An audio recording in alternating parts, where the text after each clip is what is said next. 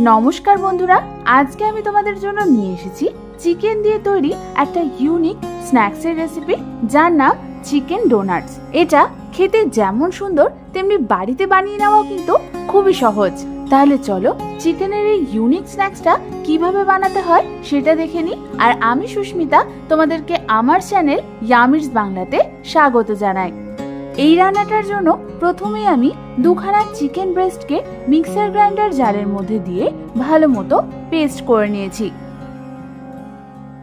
এবার অন্যদিকে একটা চপারের মধ্যে আমি নিয়ে নিলাম একটা পেঁয়াজ, একটা ক্যাপসিকাম, একটা কাঁচা লঙ্কা আর নিয়ে নিলাম 7 থেকে 8টা রসুনের কোয়া। এবার এই সবগুলোকে আমাদের ফাইনলি চপ করে নিতে হবে। তোমাদের যদি চপার না থাকে তোমরা ছুরির সাহায্যে চপ করে নিতে পারো। আমাদের সমস্ত সবজিগুলো চপ করা হয়ে গেছে। এবার এগুলোকে আমি চিকেনের পেস্টটার মধ্যে দিয়ে দেব। তারপর আমি ওর মধ্যে দিয়ে দেব 1 চামচ আদা বাটা, 1 চামচ গোলমরিচের গুঁড়ো, হাফ চামচ প্যাপরিকা পাউডার, স্বাদ অনুযায়ী নুন, স্বাদ অনুযায়ী চিনি, হাফ কাপ পরিমাণ প্যানকো ব্রেড ক্রাম্বস আর দিয়ে দেব হাফ কাপ পরিমাণ মজারেলা চিজ। এবার আমাদের সমস্ত কিছুকে চিকেনের পেস্টটার সাথে ভালো করে মেখে নিতে হবে।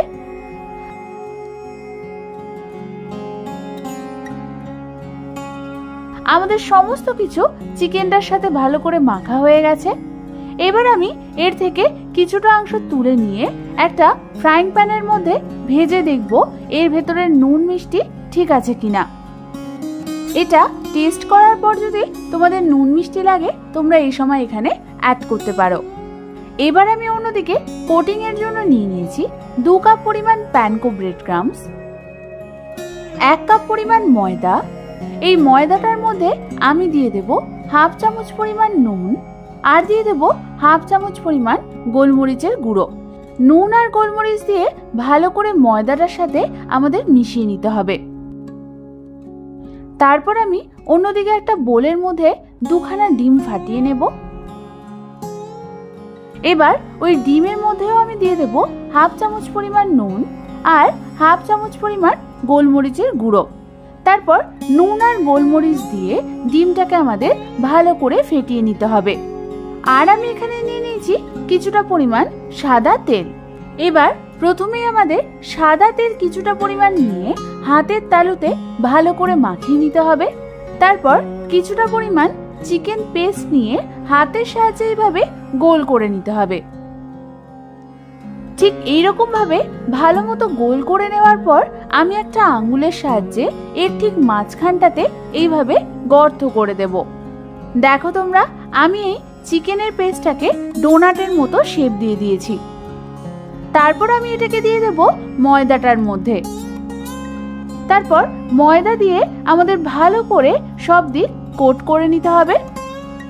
ভালো মতো ময়দা কোটিং হয়ে গেলে এর এক্সেস ময়দাটাকে এরকম ভাবে ঝেড়ে দিয়ে আমি এটাকে দিয়ে দেব ডিমের গোলার মধ্যে। তারপর ভালো করে ডিমের গোলায় কোট করে আমি এটাকে দিয়ে দেব প্যানকো ব্রেড ক্রাম্বসের মধ্যে। তারপর আমাদের ভালো করে এটাকে প্যানকো ব্রেড ক্রাম্বস দিয়ে কোট করে নিতে হবে। ঠিক এইভাবে প্যানকো ব্রেড ক্রাম্বস দিয়ে ভালো করে কোট করে নিলে আমাদের চিকেন ডোনাটস কিন্তু ভাজবার জন্য একদম রেডি হয়ে যাবে। আমি তোমাদের এখানে যে পরিমাণটা দেখিয়েছি সেটা দিয়ে তোমরা 9 থেকে 10টা চিকেন ডোনাট বানিয়ে নিতে পারবে। এবার আমি অন্যদিকে গ্যাস জ্বালিয়ে একটা কড়াইয়ের মধ্যে ডিপ ফ্রাইং এর জন্য সাদা তেল গরম বসিয়ে দিলাম। তেলটা ভালো মতো গরম হয়ে এলে আমি প্রথমে একটা চিকেন ডোনাটস তেলের মধ্যে ছেড়ে দেখব যে আমাদের তেলের টেম্পারেচারটা ঠিক আছে কিনা। তেলে ছাড়ার পর আমাদের খুন্তির সাহায্যে এরকম ভাবে তেলটা নাড়াচাড়া করতে হবে।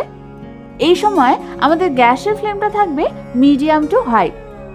এই ডোনাটটাকে আমাদের ভেজে নিতে হবে যতক্ষণ না আমাদের ডোনাটটা গোল্ডেন ব্রাউন কালার হচ্ছে। তোমরা দেখো আমাদের চিকেন ডোনাটটা গোল্ডেন ব্রাউন কালার হয়ে গেছে। এবার আমি এটাকে একটা অন্য পাত্রে তুলে নেব। ঠিক একইভাবে আমি ওই তেলের মধ্যে আরো 2টো চিকেন ডোনাট ছেড়ে দেব। এই ডোনাটটার এক সাইড ভাজা হয়ে গেলে আমি এটাকে অন্যদিকে উল্টে দেব। এবার আমাদের এটাকে মিডিয়াম টু হাই ফ্লেমে ভেজে নিতে হবে যতক্ষণ না এটা গোল্ডেন ব্রাউন কালার হচ্ছে। তোমরা কিন্তু এখানে একটা জিনিস লক্ষ্য রাখবে, ডোনাটস এর কোটিংটা কিন্তু খুবই ইম্পর্টেন্ট।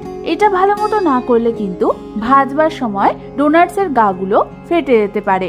ব্যাস, আমাদের চিকেন ডোনাটস কিন্তু একদম রেডি হয়ে গেছে, শুধু টমেটো সস আর মেয়োনিজের সাথে গরম গরম সার্ভ করার অপেক্ষায়। চিকেনের এরকম দারুণ দারুণ স্ন্যাক্স এর রেসিপি অলরেডি আমার চ্যানেলে রয়েছে, তোমরা চাইলে চ্যানেলে গিয়ে দেখে নিতে পারো। তোমরা দেখো আমাদের চিকেন ডোনাটটা কতটা ক্রিস্পি হয়েছে।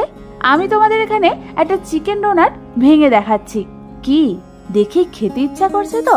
তাহলে আর দেরি না করে বাড়িতে যে কোনো দিন এটা ট্রাই করো আর আমাকে কমেন্টস করে জানিও কেমন লাগলো।